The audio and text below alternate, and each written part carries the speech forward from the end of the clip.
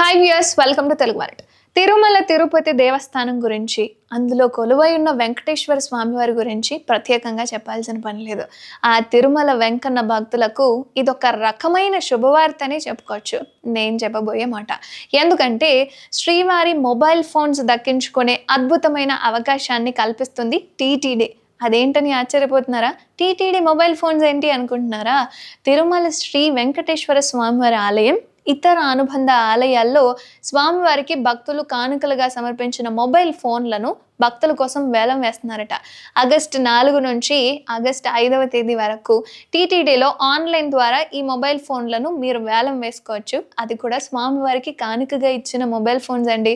ఇందులో ఉపయోగించినవి పాక్షికంగా దెబ్బతిన్న లాట్ల మొబైల్ ఫోన్లను విక్రయించబోతున్నారనమాట. అయితే ఆంధ్రప్రదేశ్ రాష్ట్ర ప్రభుత్వ ఈ ప్రొక్యూర్మెంట్ పోర్టల్ ద్వారా టీటీడీ మొబైల్ ఫోన్లను ఈ వేలానికి ఉంచబోతుందట.